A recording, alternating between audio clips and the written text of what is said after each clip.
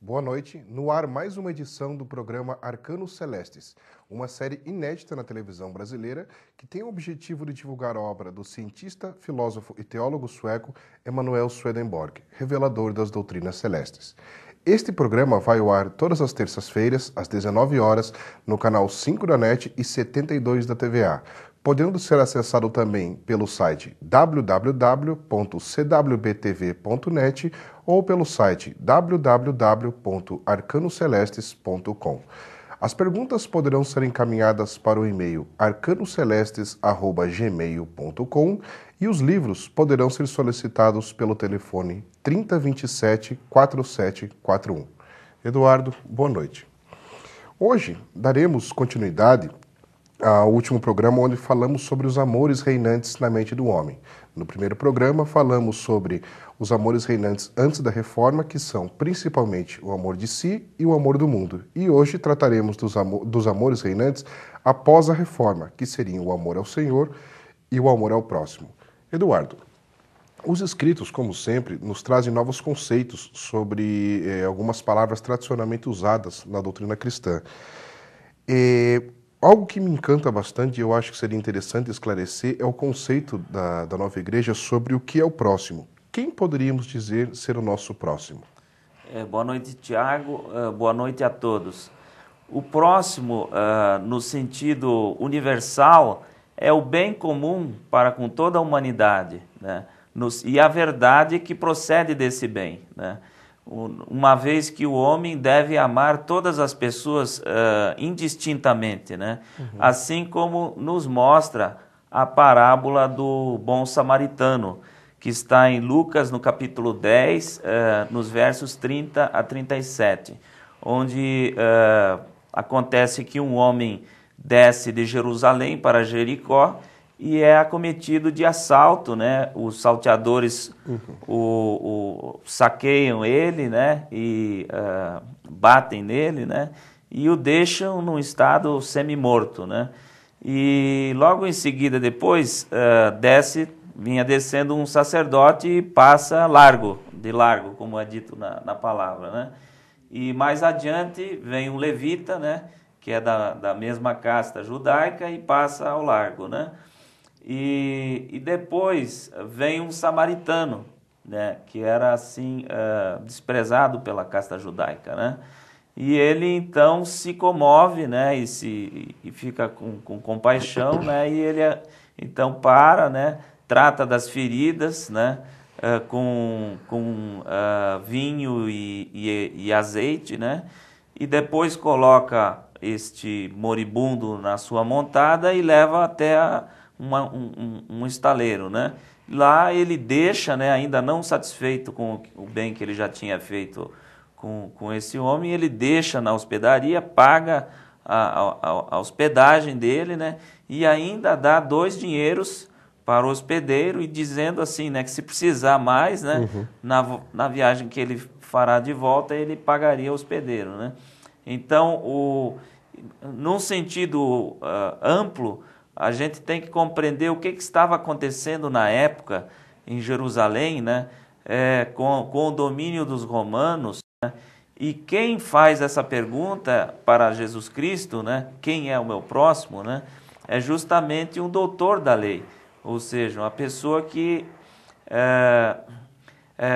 como é membro da casta judaica, né, e vendo toda aquela confusão que se dava em Jerusalém na época, né, com muitos estrangeiros, né, vindo de várias partes da Ásia Menor, né, e então o que acontece? Há esse doutor da lei, ele pensa assim, que o próximo dele seria só as pessoas da sua casta, né, aqueles que fossem judeus legítimos, né, circuncidados, né, e que participassem das mesmas crenças do povo, do seu povo, né.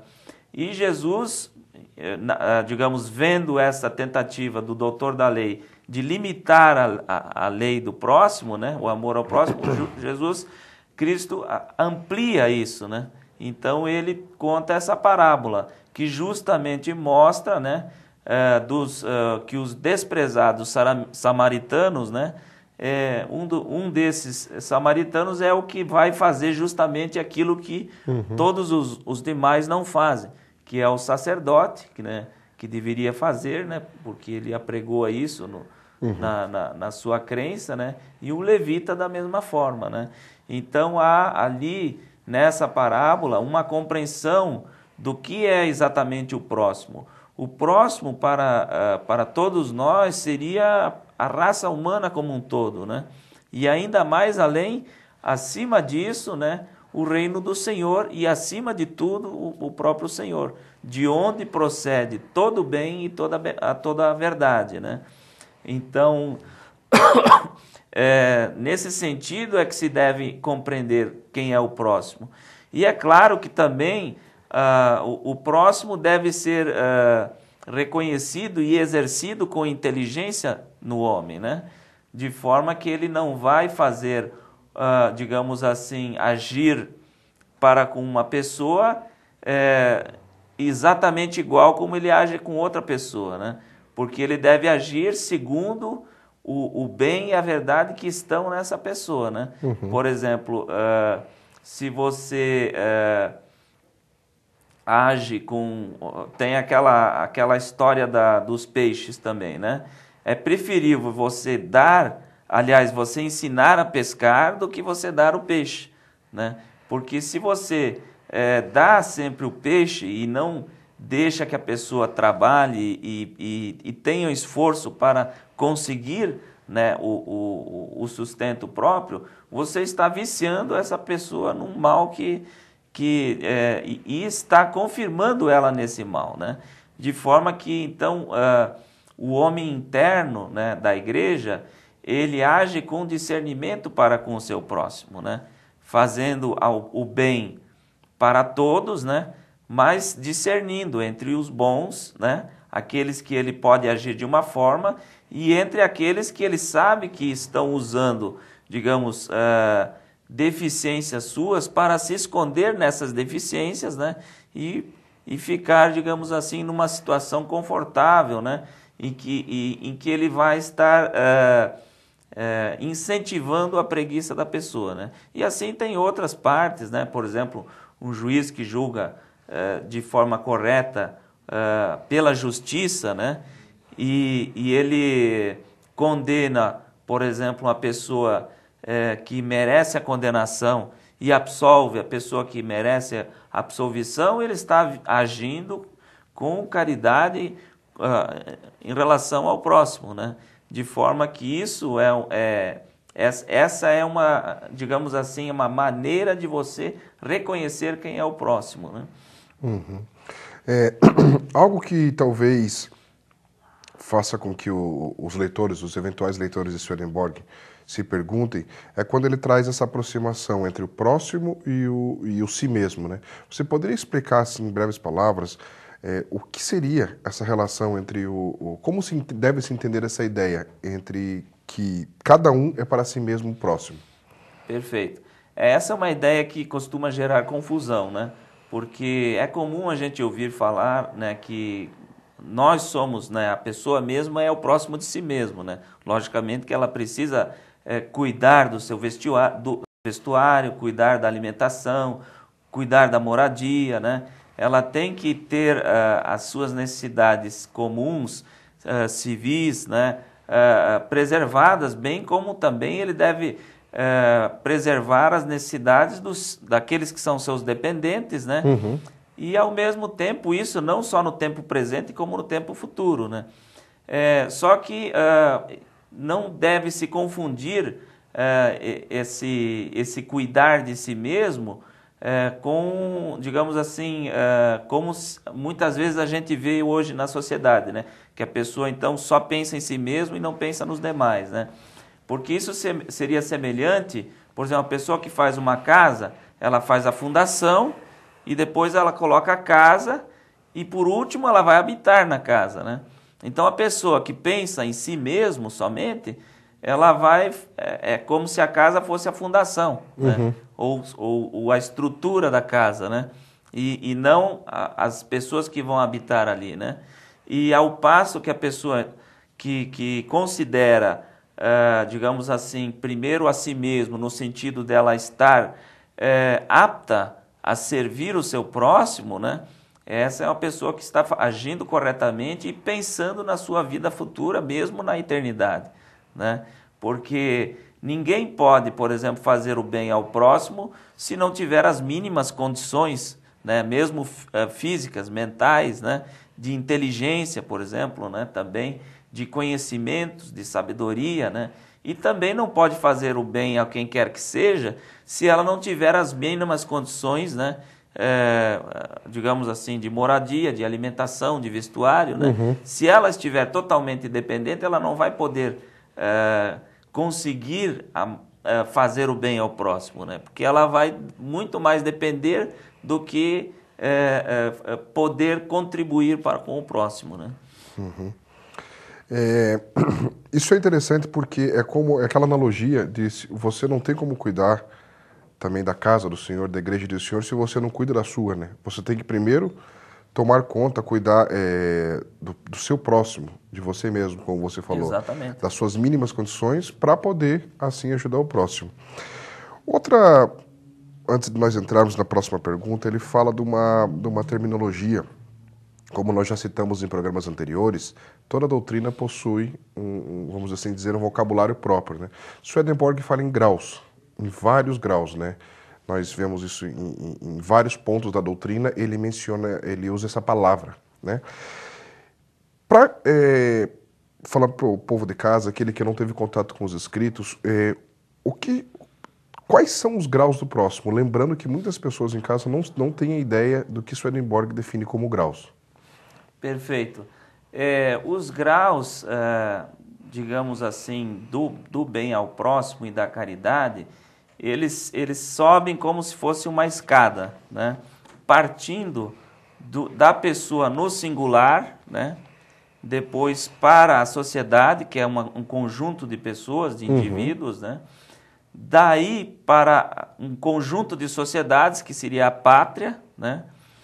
E acima da pátria mesmo, a igreja, né? Porque ela trata do transcendente, trata do eterno, né? E acima da igreja, o próprio reino do Senhor, e acima do Senhor, o próprio Senhor. Aliás, acima do reino do Senhor, o próprio Senhor como o bem supremo de todos, né? O bem e a verdade supremas, né? Então, normalmente, o que se ensina, né? E o que se pensa sobre o que é o próximo, né? É justamente que é uma pessoa no singular, né? Eu amo o meu próximo, então eu amo fulano, ciclano, beltrano.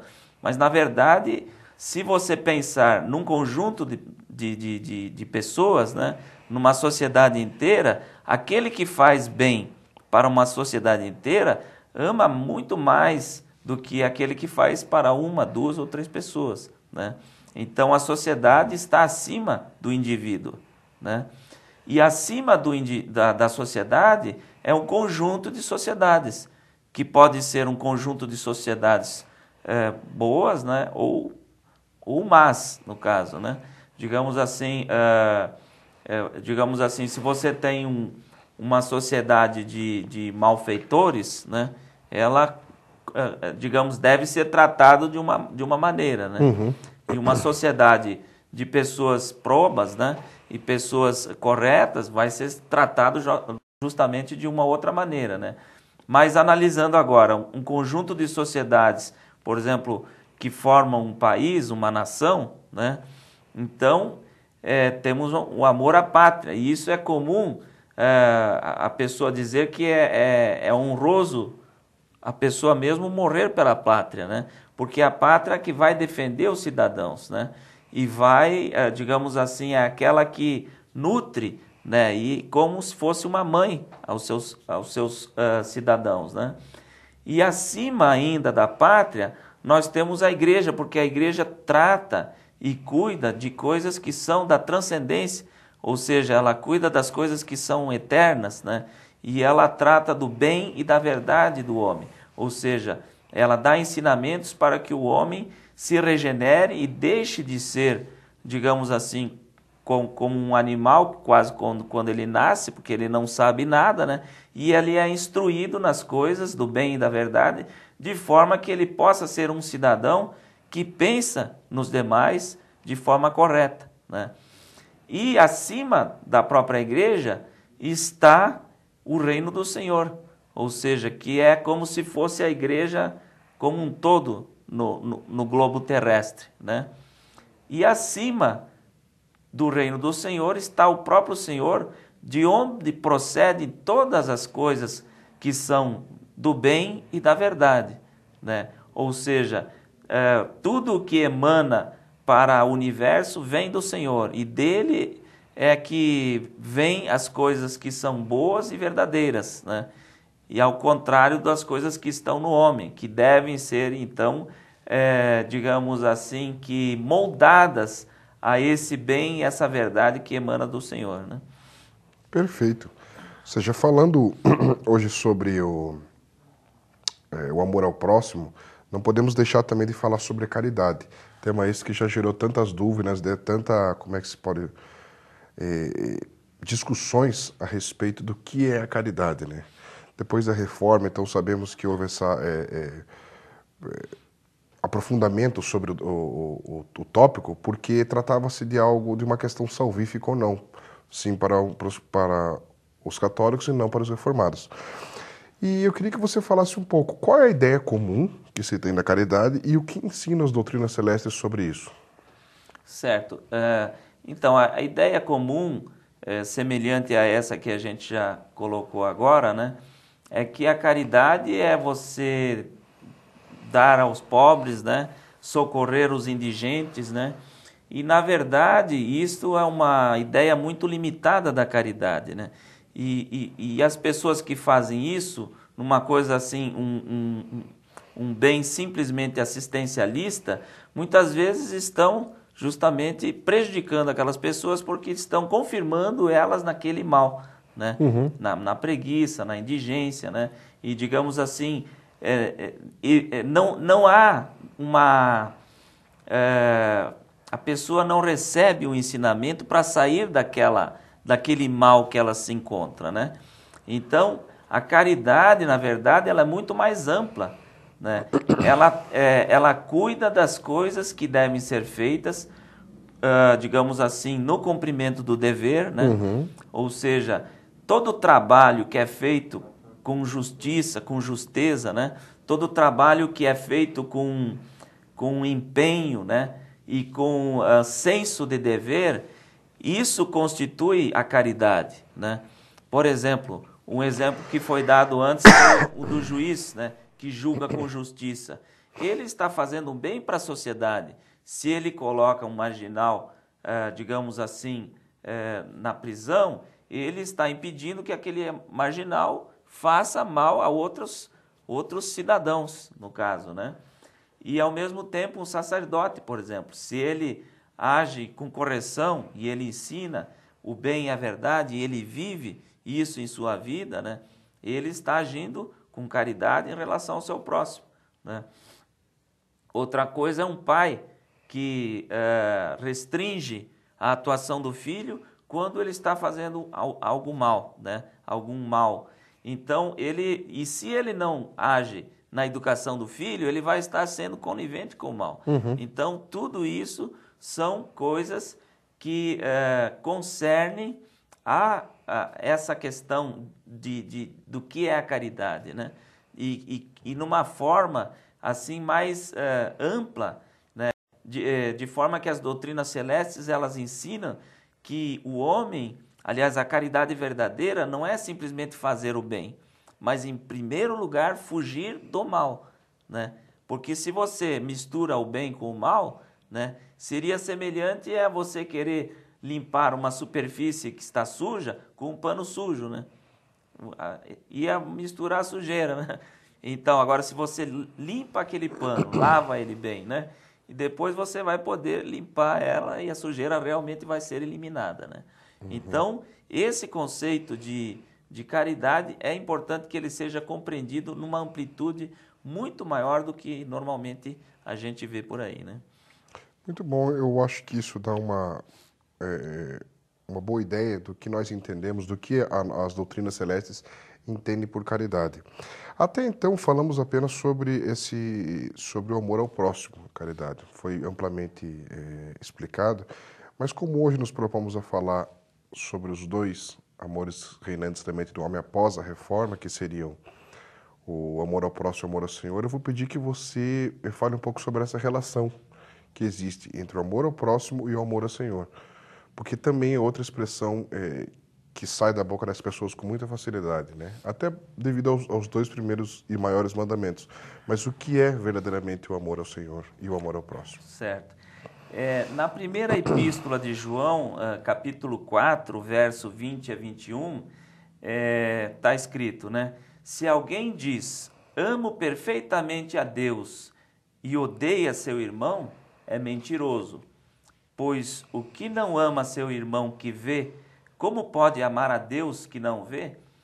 Ou seja, nesses dois pequenos versículos está, digamos assim, resumida essa resposta, né? Porque não se pode separar o amor ao Senhor, né, do amor do próximo. Seria a mesma coisa que nós separássemos, por exemplo, vamos supor, uma ideia que se tem de um jardim no inverno, por exemplo, né? Um jardim no inverno, você tem a luz do sol, né, que representa a sabedoria ou a verdade, né? Mas você não tem o calor, né, do amor, da caridade, né, das afeições, né, da vontade humana, né? Então, e nós que estamos passando um inverno rigoroso agora, né, a gente vê que isso é difícil, né? Porque o inverno, por exemplo, tem aquele frio, né, muito grande, né? Mas você vê as pessoas, você distingue o que é o dia e o que é a noite, né? Isso. E isso representa a presença da verdade, mas não a presença do bem, né?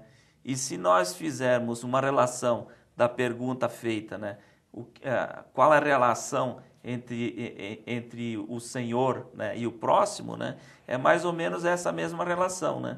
E quando nós vemos que o Senhor e o próximo estão na vida da pessoa que faz o bem, nós poderíamos relacionar com um jardim na primavera, né?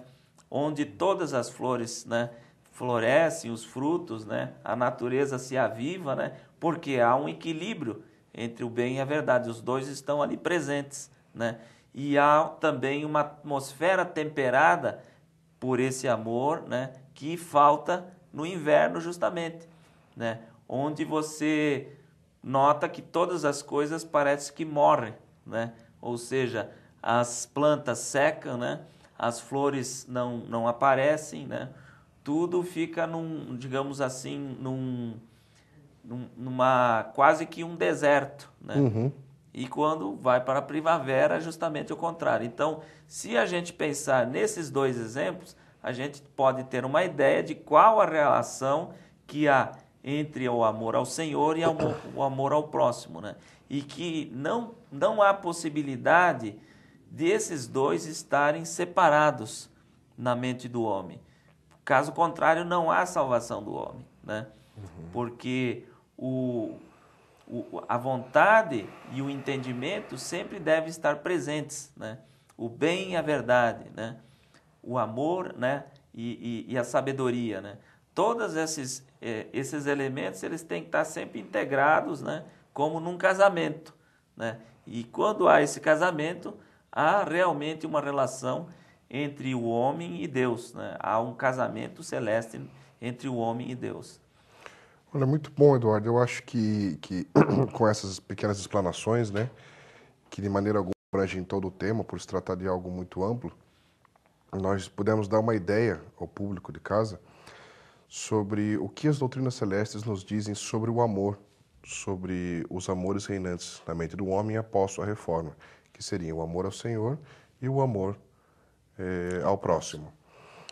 Eu gostaria, temos 2 minutinhos, de reiterar o convite e dizer às pessoas que estamos abertos, né, pelo e-mail de contato arcanocelestes@gmail.com ou pelo telefone 3027-4741.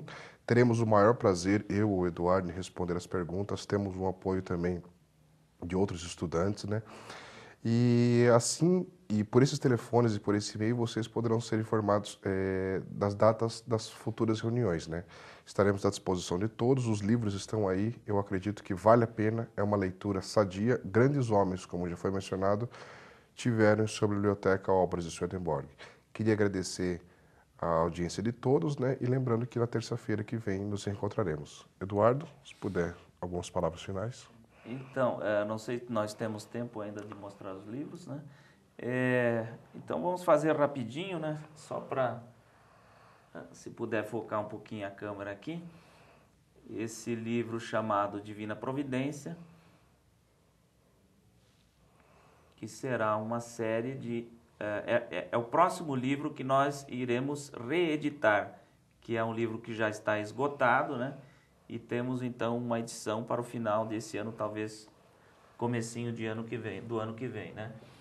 E lembrar a todos, então, reforçar o convite, né, para que as pessoas que quiserem participar dos grupos de estudos que são feitos aos sábados à tarde, né, poderão, então, nos procurar na Travessa de Nestor de Castro, número 223, ou pelo telefone 3027-4741. E lembrando também que no dia 13, às 19 horas, nesse mesmo endereço, teremos uma palestra do reverendo Andy Heilman, vindo dos Estados Unidos, né? Então, estão todos convidados, né? E, mais uma vez, agradeço ao Tiago, à equipe de produção e aos nossos ouvintes e telespectadores. Uma boa noite, com a graça de nosso Senhor Jesus Cristo. Amém.